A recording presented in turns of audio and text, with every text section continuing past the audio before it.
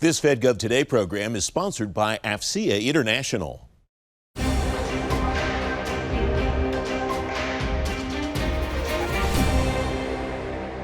On this edition of FedGov Today with Francis Rose, organizing the cyber battle space for total awareness, opening up the options for tomorrow's workforce, and the zero trust revolution's on at HHS. Welcome to FedGov Today with Francis Rose. One of the jobs of the Defense Department's Joint Forces Headquarters DOD Information Network is what it calls organizing the cyber battle space. Dell Foster is one of the DODIN leaders responsible for that. He's executive director of JFHQ DODIN. At TechNet Cyber 2024, he tells me what that term means to him. We look at cyberspace as a battle space, as a domain. And what we haven't caught up with quite yet is actually organizing that battle space and to make sure that all the terrain and all forces are assigned. So just like any other battle space, one of the first things any battle space owner must do is make sure that he organizes his terrain. Unlike other domains, ours is dynamic and ever changing, right? So we're adding things to it, we're taking things away, new technologies every single day. So it's even more complex and even more challenging for us to be able to do that. So what is currently missing in some instances is our ability to keep up with that pace of making sure, hey, we just added this new terrain. Hey, do we make sure that we have operators that are trained and ready to secure and defend that battle space area? And how important is it in the big scheme of things, right? So that's another piece of it, to make sure that the mission relevant terrain, again, in other domains, certain pieces of terrain are much more important than others, right? So do we understand the importance of that terrain? And then once we understand the importance, to make sure we assign those forces to that terrain. Another complexity that's added to it is the new technologies, right? So as we add new technologies, are those cyber forces actually trained to be able to secure and defend that terrain as well? So very challenging for us as we try to go from the strategic level of operations all the way down to that very tactical level operator to make sure that we organize that battle space and that battle space has those command relationships all the way down from an operational headquarters like Joint Forces Headquarters DODIN to be able to give orders and directives and to get down to that actual tactical warfighter that can actually make those changes on that network. What are the implications for all of that, for the way that you train the people that are going to be doing all of those tasks that you just described? That's exactly it. So the training aspect, well, I'll back up a second. So we have an estimated 250,000 cyber operating forces that actually secure, operate, and defend the DODIN every day. Joint Force Headquarters DODIN, we own no terrain, right? All we do is integrate, synchronize, and direct those who do. So for us, it's key and imperative that, again, that battle space is organized and assigned. But then once we know that we have operators on that terrain, do they have the right training and the right level of standardization of training to be able to perform the operations that we need them to be able to do? So once again, that all starts with that understanding of that terrain. And then even, again, a step further back is as we go through a whole combat development cycle to make sure that all fits into a bigger concept of cyber defensive warfighting. Mm-hmm. Given the fluidity of that terrain, what are the tools, processes, procedures that you use to maintain your situational awareness on that terrain since it changes so much? Yeah, no, great question. So, and that's 1 and 1A, I kind of call them organizing the battle space, and then 1A, battle space awareness.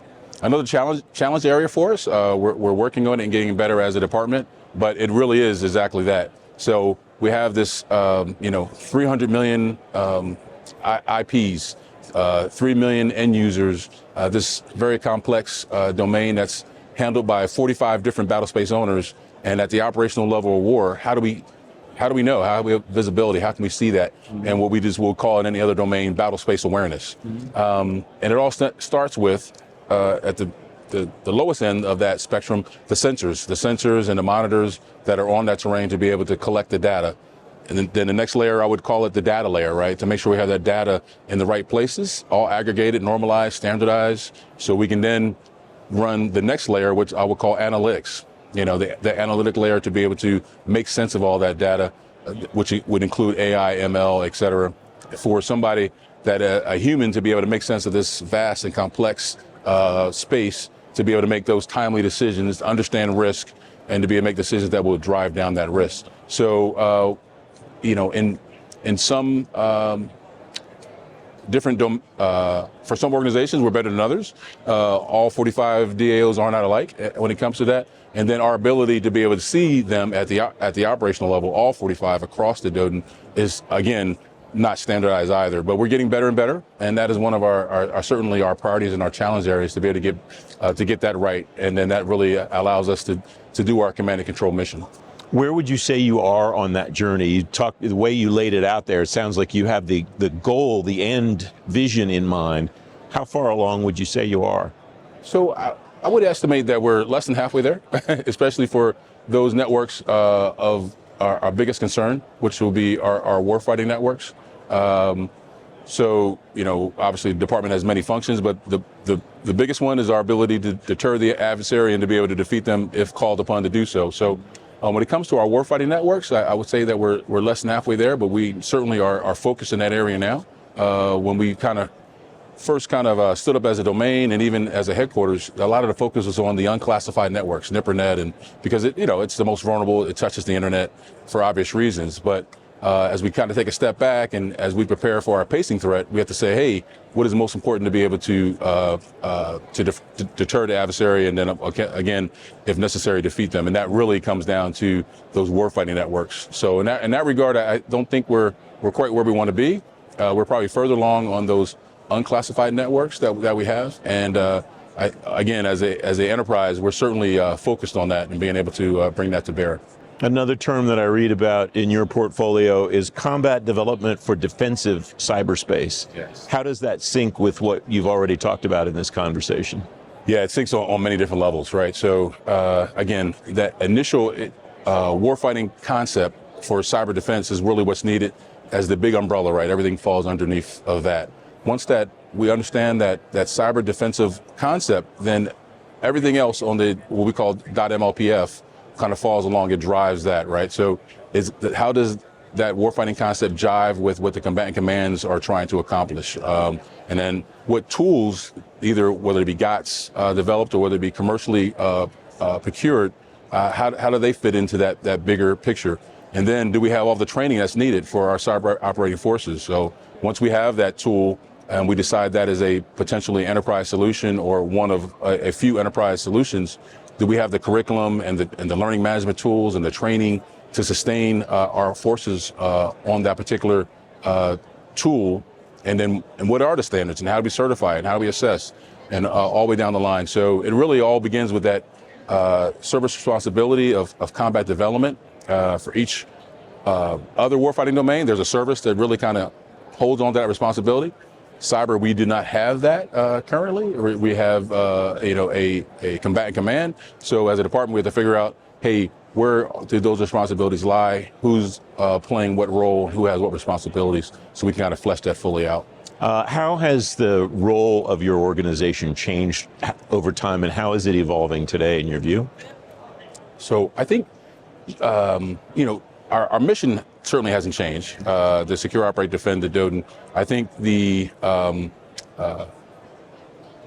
breadth and depth of what we do has, all right? So I think as we really kind of grew and mature as not only an operational level command, but also our higher headquarters as a combatant command, I think our reach and our DACO authorities that we're able to use go further and deeper than they had been before. But I think really it's a matter of maturation, less of a difference in role, per se. So as we become better at our role is really the difference between when I started and now. You can read more about JFHQ DODIN on today's show page at fedgovtoday.com. Up next, opening up the options for tomorrow's workforce. FedGov Today with Francis Rose continues in a moment.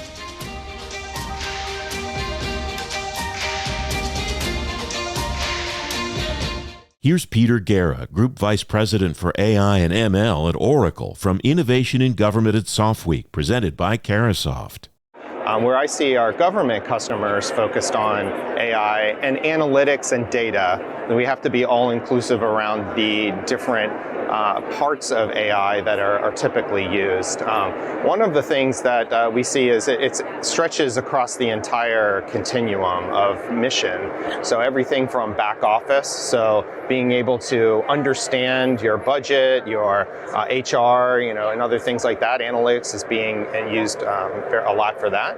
We're seeing that in like maintenance, repair, and operations. So a number of our customers we're working with to understand, for example, flight patterns for different aircraft, and how you can best predict whether a particular part is going to fail or not, as well as things like pilot performance and other areas like that. And then on the mission side, of course, we're seeing a lot of analytics and a lot of data around understanding, the battle space and intelligence and doing that analysis, which the government has been doing for quite a while. Go to innovationingov.com. Welcome back. Government and industry both talk all the time about what they have to do together and separately to build the cyber workforce of the future. One of the organizations that connects government and industry is opening up the options for doing that. Lieutenant General Susan Lawrence, U.S. Army retired, is president and CEO of AFCEA International. At TechNet Cyber 24, she tells me how she wants to open those options. We have to look at how we are building our workforce from a younger age, and that includes our universities and colleges. And in my case, I promote trade schools. Experience counts.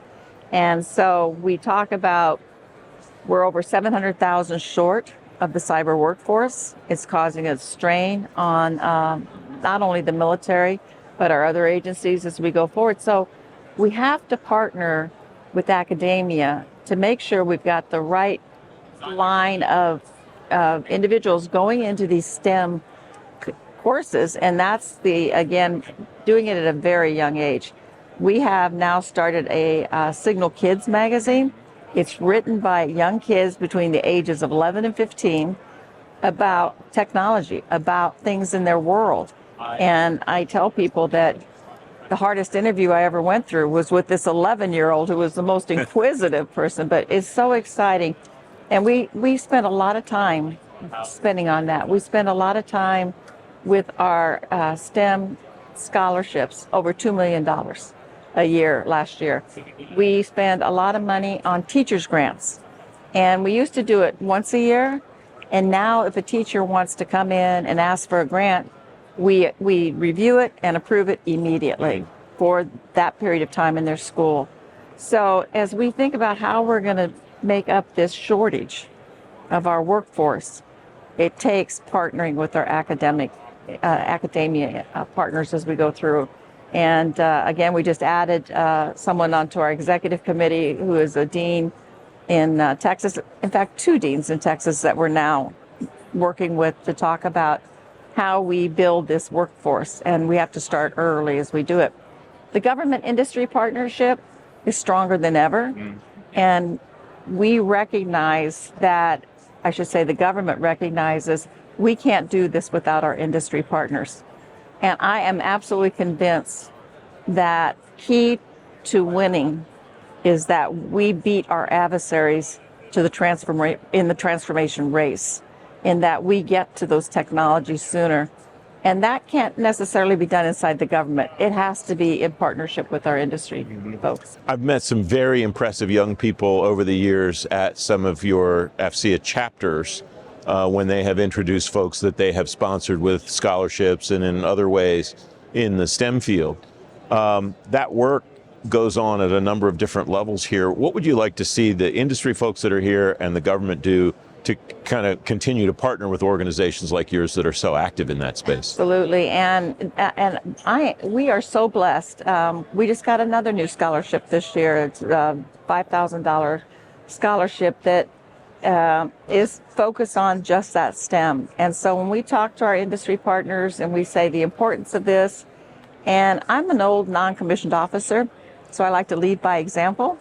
I just started the Susan Lawrence Soldier for Life $5,000 scholarship for a young soldier serving at Fort Liberty, where I served.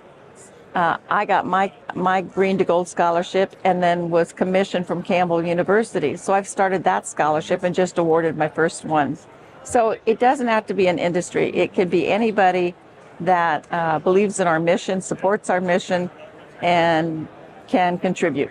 We just have a minute or so left, General. You're headed back across the Atlantic Ocean to TechNet Transatlantic. Tell me about that and why that's important to you. I'm very close to the European theater. I spent 6 years of my career stationed there. And of course, we did the drawdown. But when we look what's going on today in real world activity in the European theater or touching the European theater and the threats there in the European theater, I want to be able to have AFCEA support that partnership again, to be able to bring industry in, to not only meet with our European Union partners and see what their needs are, but all the U.S. forces that are serving over there and their ability to talk to industry and what's in the art of the possible, what is available today that they may not be seeing. So I'm excited to say we're gonna do it again this year, early December, and my goal is to turn it into one of our flagship events. You can read more about TechNet Transatlantic and the cyber workforce issues General Lawrence talked about on today's show page at fedgovtoday.com. Up next, the Zero Trust Revolution is on at HHS. FedGov Today with Francis Rose continues in a moment.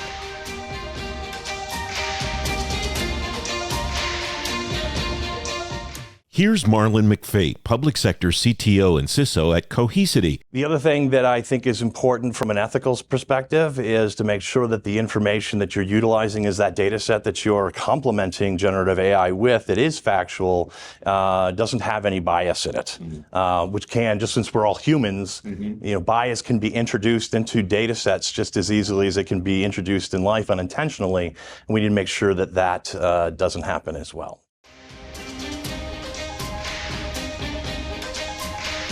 Welcome back. The Department of Health and Human Services is focused on mitigating 10 potential challenges on its zero trust journey. Some of those challenges are related to infrastructure like legacy systems. Some are focused on workforce issues like change management and user experience. Lamont Yarborough is Chief Information Security Officer at HHS. Lamont, welcome. It's great to see you again. Thanks, how are you dealing with these challenges, and how are you trying to put them aside to get to where you want to be as an agency and as a big organization in HHS? Welcome. Thanks you again for being here. Well, we're not putting them to the side. We're taking them head on, right? We have to appreciate where we are so we can define where we're going. So as challenges present themselves, we discern what we need to do to overcome those challenges so that we can move forward. Right? The zero trust journey that you're on, where would you say you are on that spectrum, and how do you measure where you're going and what you're getting done? You know, my opinion about where we are may change on any given day, and is informed by a series of information that I receive from the team, right? But I guess I should state from an HHS perspective, you know, we're a large federated agency, right? So the view that I have with respect to how we are addressing, you know, our zero trust journey is informed by how each operational division within the agency is doing.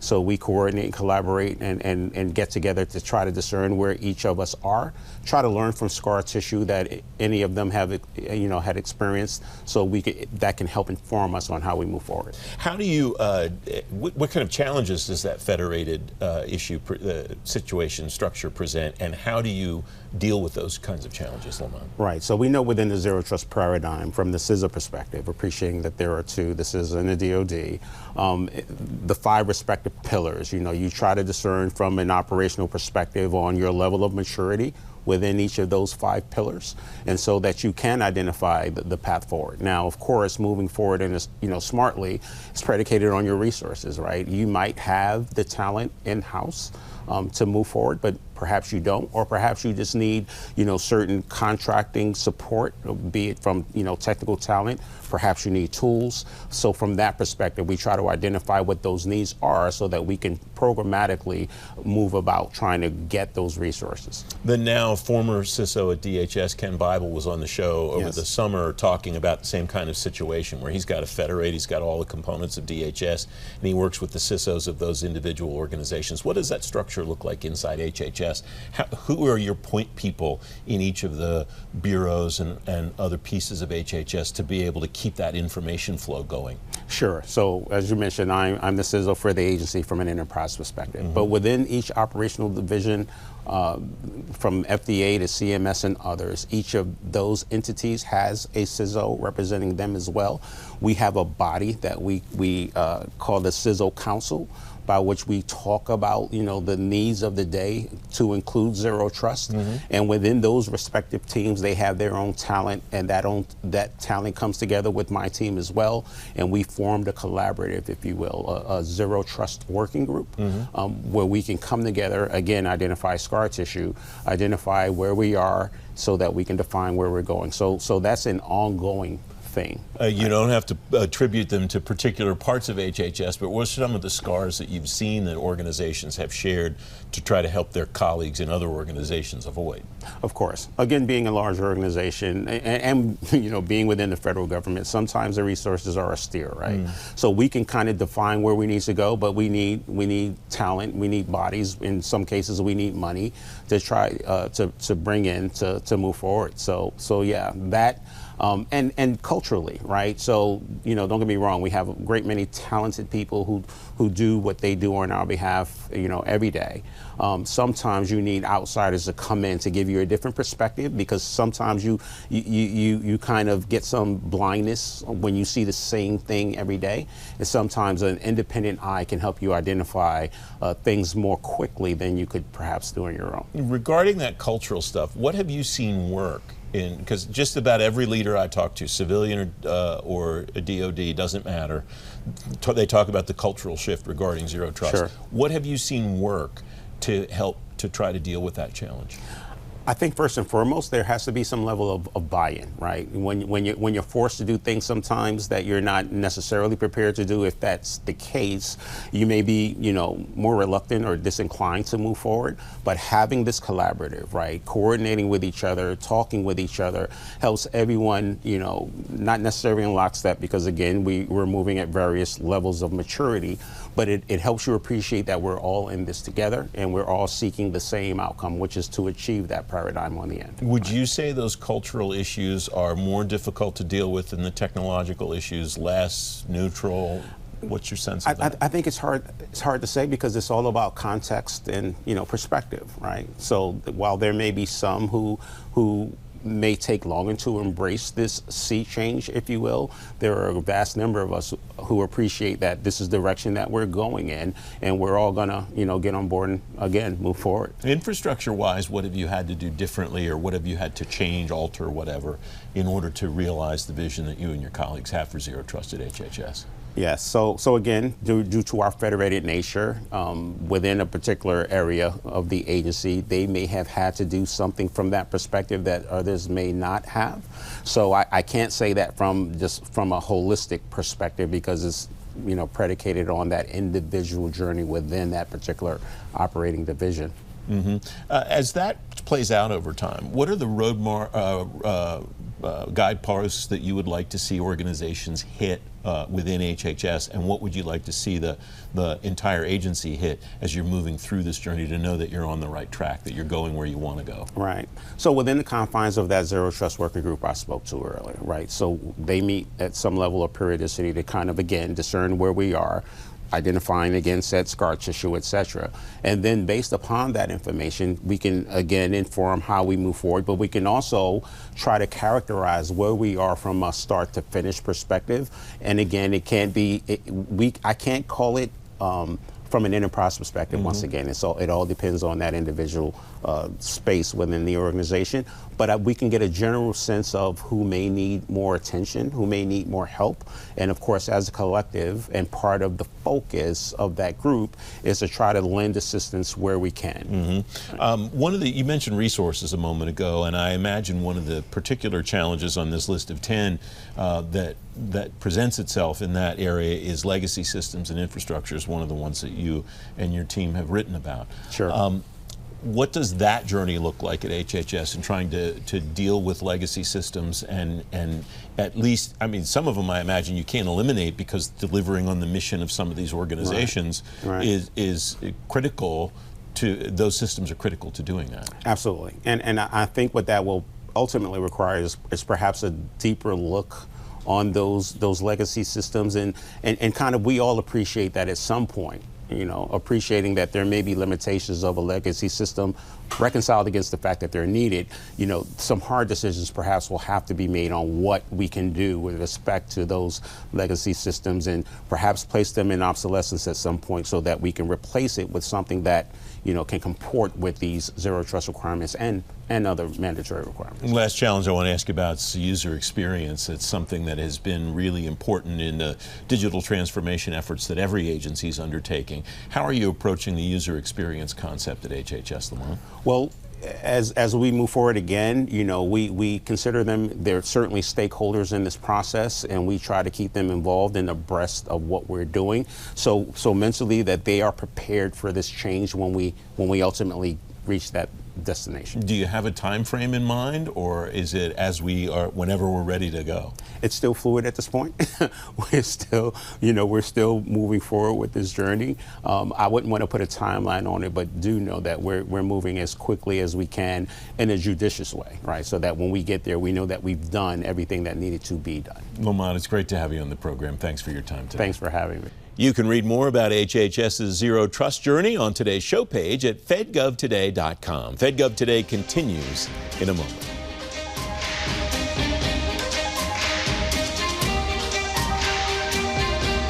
Here's Lloyd Dabbs, Director of Public Sector Business Development at Sandbox AQ, from Innovation in Government at SoftWeek, presented by Carasoft. Quantum sensing has allowed for what I'll say is new insights into sensing just in general that relates to special operations missions. At Sandbox AQ, we do things like quantum sensing for alternative navigation. It's very unique, I think, to a lot of the soft mission use cases because it's passive, unjammable, unspoofable, and complements the already existing cadre of resilient PNT options that you see out there for the special operations team. So we've had a lot of success in discussing that with customers. And again, it just provides you another ability to operate in contested or denied operating environments, something that is so critical to what special operations does as their core focus. For more, go to innovationingov.com. Welcome back. In today's event spotlight, ACT IAC's taking a long-term look at technology in government on July 22nd. It's hosting Vision 2030, the federal tech revolution. You'll learn how disruptors are working in government and industry to create new pathways for providing services and getting the job done. It's happening at the Carasoft Conference and Collaboration Center in Reston. You can read more about it and register at fedgovtoday.com/events. FedGov Today TV returns next Sunday morning at 10:30 with a deep dive on the new Fulcrum strategy from DOD with Acting Chief Information Officer Leslie Beavers, and a look at how the CIA is using AI with Chief AI Officer Lakshmi Raman. I'm Francis Rose. I'll see you then. Thanks for watching. Have a great week.